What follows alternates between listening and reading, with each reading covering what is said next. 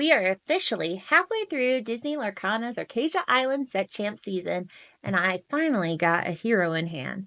Let's go ahead and talk about the tournament and what lessons I learned. So like I mentioned, I was able to win a coveted Hiro Hamada. However, it wasn't easy, and I am leaving out the part where there was a tournament before the one where I won one of the top 8 prizes that didn't go so well.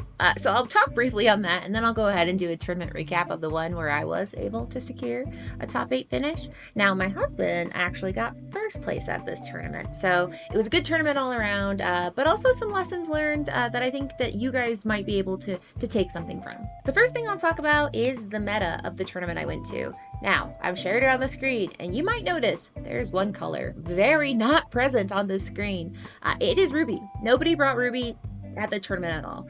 So that's why I wanted to talk about the tournament the weekend before, because I was absolutely terrified of Ruby, and then a quarter of the room had Ruby, and I didn't do so hot with my Amber Steel song. Now, is it an unwinnable match against Ruby? No, but it definitely, board wipes, brawls, Sisu's not fun against my deck. So I checked my deck knowing that I was about to face a lot of Ruby. Apparently Colorado is a big Ruby fan, and then showed up. Not only was it a pretty small tournament with 13 people, but the whole room said, Ruby, not me. And that was very fascinating. So as we can see here, there was 3 Amber Emerald, 3 Amber Steel, 2 Amethyst Sapphire, 2 Amethyst Steel, and then some one-ofs of Amber Amethyst, Emerald Sapphire, and Emerald Steel. I was very surprised by this. A little under half, so 6 of the decks had Steel, and then the rest said, I don't need Steel or Ruby, and that was very surprising to me. I personally like some removal in my deck, but not today. Now that being said, Sapphire does have some removal things with, Hades and Let It Go, but it was very different than the meta I was expecting based on the tournament I had last weekend, where I did not break into the top 8. Another thing to note is that if a tournament is 16 people or less, then there still is a top 8, but it's a cut to top 4. So in this tournament, I did make top 8, but I didn't compete for the playmat because I was given my hero and told get out of here, except I couldn't get out of here because my husband made top 4. So I got to cheer him on, which was exciting, but I did not get to play in the top 8. So that's kind of a bummer, but we'll get into that more too. Next thing is, how did I decide what deck to bring? And that is such a beautiful story, and I think a story we can all relate to, where I came out the gate thinking Chona Dogs. You know what? It's fast. I'll win fast, lose fast. But when you lose fast, it feels pretty bad. It's not fun to reach the middle of the game and have truly no options. You go all in on a Chernodog combo and you slap down Chernobog, clear out your discard, and go ta-da! And sometimes that works. Sometimes you have some things around it and you're able to do well. But in a Steel meta, it's hard. It's a lot of on site. When people see your cards, they're going to go ahead and strength, Zeus, Storm, whatever it takes. Those dogs don't get to do a lot of barking. So I will note that Chernodog deck did make the top 8, so it's not impossible, but it is kind of a longer road to go. And I personally wanted something more stable, so I did go with my old favorite Amber Steel song, which I've played since set 1. I don't know if I'd consider myself an Amber Steel song main, because that means that I'm inherently good at it, and this deck brings me both joy and pain. It's a deck where it has a very high skill ceiling, and there's so many different ways you can build it. One of the things that was frustrating my first tournament is I built my deck and I said, you know what, I'm going to do the Robin Hood shift package. That's the right way to go. First match, it was a mirror match, and they had Queen shift package, and I doubted everything. They were on the play, I was on the draw. They seemed to have all the answers before me because they could sing faster than me. It was bad. I doubted myself greatly after that. And so the next tournament, I still brought Robin shift package, but I teched it a little differently. I put in more daisies because I was burned by only having 2 daisies in the last tournament. So I did want some more aggressive starts. This time, anticipating Ruby, never saw Ruby, but it ended up working out okay. However, first match, sit down, it is an Amber Steel song mirror, and guess what? They're running Queen shift package. And actually every shift package, minus Mulan. They had Queen, they had Sonic Warrior, they had Stout Hearted, they had Robin Hood shift package. I was bewildered, and they were also on the play, and I did lose. It was a 2-1, so I won a game when I was on the play. But it was humbling because it made me go, you know what, maybe Amber Steel Song and me are not meant to be.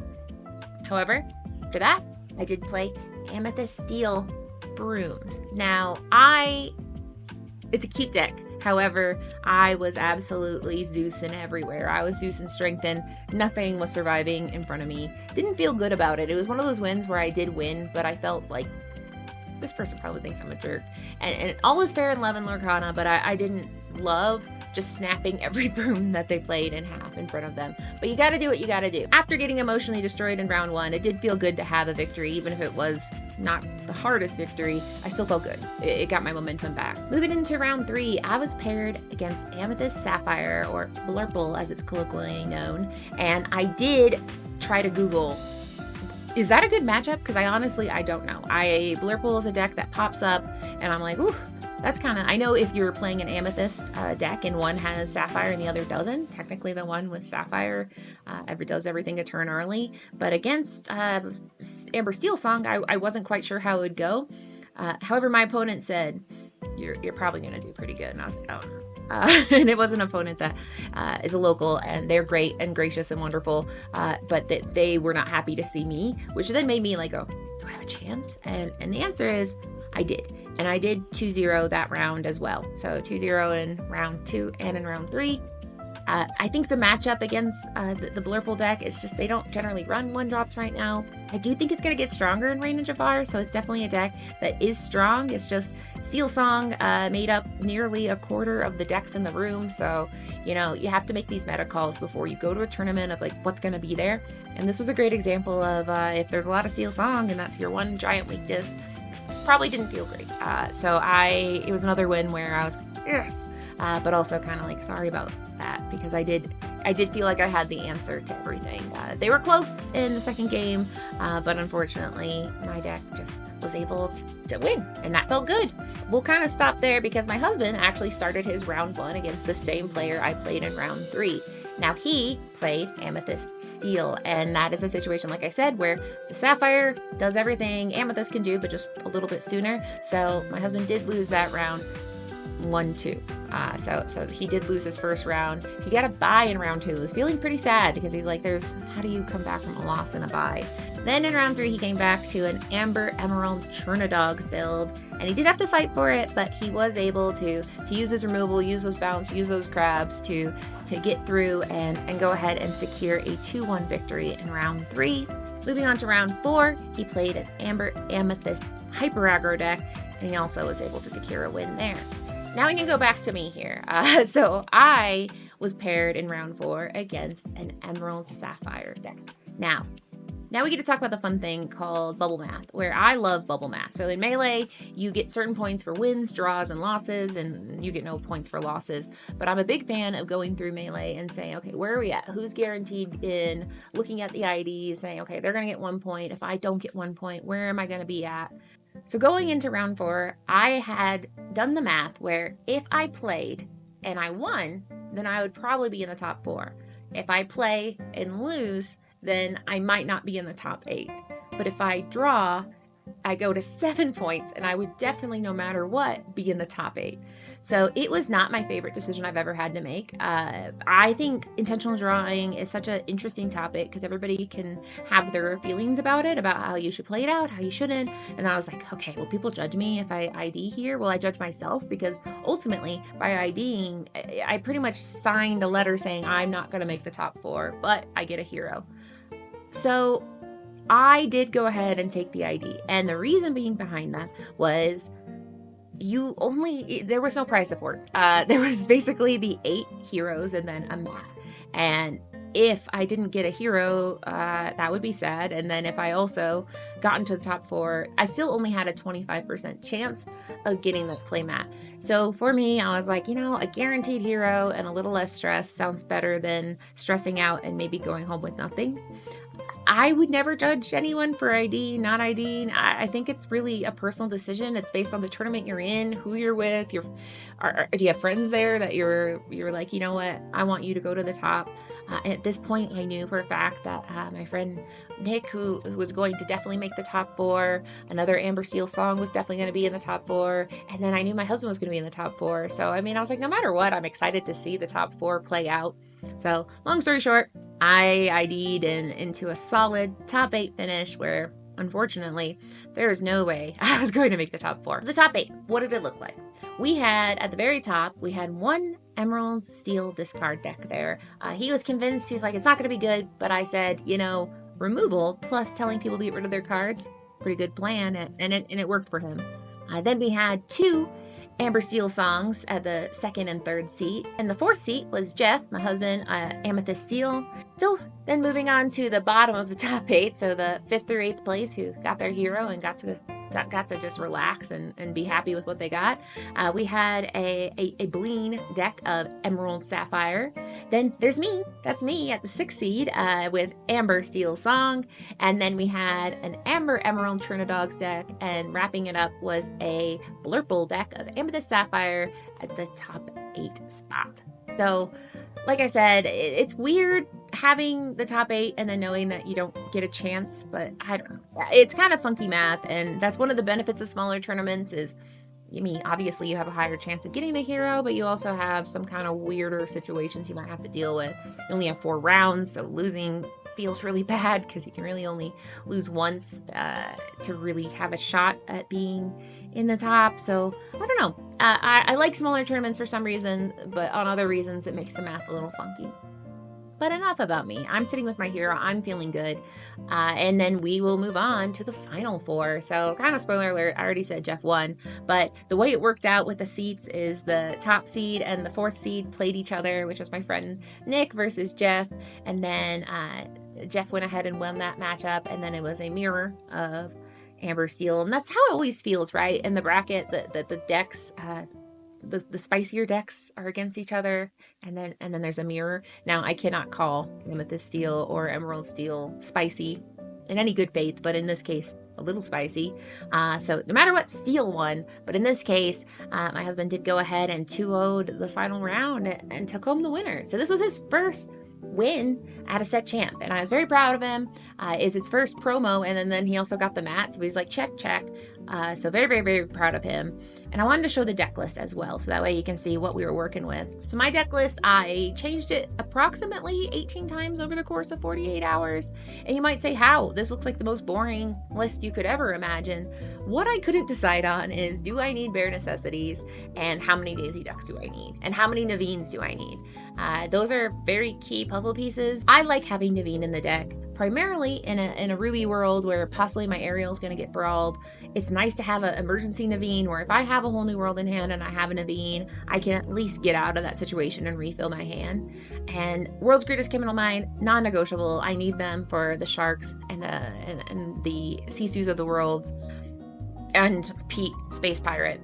But bare necessities, I was like, it's good sometimes, but not all the time. So knowing that I have the ability to wheel and I have Bianca, Robin Hood, Naveen, and Ariel to sing it, I felt pretty good. And another card that I was on the fence about was Gaston. That's a very, very good choice if you think there's going to be Ruby in the meta. I did think there would be Ruby in the meta, but I said I fear nothing. And then I apparently was right because no Ruby. And so we didn't need Gaston, and I was able to get out of some pretty good situations. And there's some good value that you're able to generate off this deck. I think it's nice. Would I recommend this deck and say that it is the most perfectly titrated Amber Steel deck? No. And that's just because it feels like every room is so different. Between the weekend I went last weekend and the weekend I won my 6th place, it was in 2 entirely different rooms. So this just ended up working out for me today. I do like the Robin Hood shift package because for some reason nobody's running Madame Medusa yet. I feel like it's going to happen any minute that people are going to go, this Madame Medusa is pretty good, and then life will be back to being a little painful again. But for now, she's not there, and I really love being able to run Robin Hood. And on the flip side, people running Beast are having a good time too. They're like, Madame Medusa, I don't know her. So we're eating good in a world where people don't use her anymore. Then on to my husband's list. It is an Amethyst Steel, just a nice, it's got all the hits. He really loves the library, and I can understand why, because between the Brooms, Diablo, and Chernobog's followers, you're able to get some pretty good value off of those library movements. So it only costs 1 to move there. It's a pain to get rid of with its 8 willpower. And yeah, I mean, you're going to be able to get some cards off of it. And then that Calhoun, especially in a room where there was a lot of, you know, your hyper aggro and some other kind of more aggressive tilted like the Turnidogs deck, Calhoun is just really good to say, hey, watch it. So Calhoun, Crab, Library work really well together, but the biggest star that day for him was definitely Pete. Pete with bouncing it using your snakes and your Madam Mim. It makes it where decks like Amber Steel Song, which we faced in the finals, just can't do the cool stuff. And you need to do the cool stuff in order to win. Steel Song, Amber Steel Song is a great deck with a lot of versatility and a lot of value, but that value, a lot of it comes from singing. So if you shut that off, it's just kind of an okay deck. So he was able to use those Petes very, very well. And then obviously that Bell Accomplished Mystic is quite nice. Being able to move damage around when you need to deal damage without dealing it, it's a great card. So overall, I think I helped because I had been playing Amber Steel Song for 2 weeks and he had been testing against me. So in a way, I kind of won, but I didn't. I didn't win. It was definitely his win, but he did get to practice. Did kind of help him know what line to play and when to stop. And the answer is just stop Amber Steel Song whenever you can, because chances are they want to sing all the time. So he was able to use those Petes in the library to just keep drawing cards and keep saying, wait. So it's definitely a very, very good deck, and it's not my favorite deck to play, but it definitely, I mean, it's a good utility deck. I do think you have to be kind of aware of your opponent's deck to really use it to its full advantage. What are they going to do? Time it right, move things when you need to. But overall, it's chock full of ways to generate value in card draw. But in the end, he won. So I'll show pictures. There's him winning, there's me and him, and there's me and my card. I felt a little bad because I asked the store owner to take a picture of me and my husband, and she was like, oh, and she got out like the store phone. I was like, oh no, not like a store. This doesn't make sense that it's the first place and the 6th place winner. That's not like a thing you need to post. But I did take a picture because it's very exciting that not only is he practicing with me, been getting more into the hobby, but now he's kicking butt. So it felt very good. It's very exciting. So between us, you know, we got it. We got 2 heroes. We got a mat. Retire. In short, that was our tournament. So now it's on to lessons learned. And I think the biggest lesson is the rooms are so wildly different. So you really have to pick a deck. They always say, you know, bring a deck based on what you think your local meta will be. And that is very cool if you somehow know everyone in your local area within like 2 hours that would drive to this tournament on this day and what they're going to bring. But that's a big ask. And I think that is a skill and an art and also luck. So at the end of the day, I think it's good to bring something that is pretty versatile. There's kind of 2 ways to take it. Either bring that fun aggro deck, just bring some Turnidogs and run and hope you get to the finish line. Or something like this, an Amethyst Steel or an Amber Steel Song is a nice deck where you can kind of work your way out of some situations. For example, in a Steel Song, you saw 2 of them in the top 4. They're just really versatile as far as the different play lines you can take to get out of different situations. Now, good luck to you on picking what deck list you're going to bring. It is not fun. If you go to Ink Decks and just scroll, there's not just one deck that's doing great. It's a lot. So I wish I could tell you, oh yeah, just pick one of these decks and you're going to win. That is unfortunately not the case, and that's never going to be the case as long as the meta is healthy. It's a good thing that we can't point to one deck and say, bring that and you'll win. But I do see that there is a good potential and a nice deck with steel and a nice mid-range package where you can outlast another deck and kind of grind out in those longer games and still be generating value with only a few cards in hand. So that's my tournament report. It was a very fun set, champs. I am relieved to have a hero. There's one more tournament this Saturday that I'm 75% chance going to go to.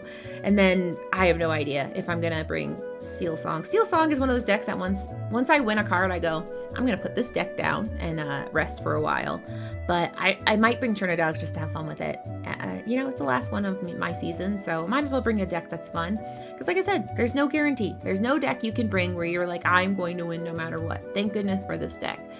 So if you're still on the fence about what deck to bring, I mean, yeah, you look at some of the bigger tournaments, look at the deck list, kind of tinker it based on testing, based on what you like, and go. go with it, because I really do think that this is a very, very, very diverse and healthy meta, which means that there's no guarantees. You might have a room with no Ruby, you might walk into a room and guess what? Oops, all Ruby. So you really just have to think about having fun and think about, do I know this deck well enough to play it all day and have an okay time doing it? That's it for today. If you have any questions for me, or there's anything you want to hear me talk about, you can always email me at contact@thelorekeepersin.com, or you can find me on socials that'll be linked below. Make sure to comment below on how your set champs are going. Have you gotten a hero? What did you bring? Have you noticed that the tournaments seem wildly different? Is that just me?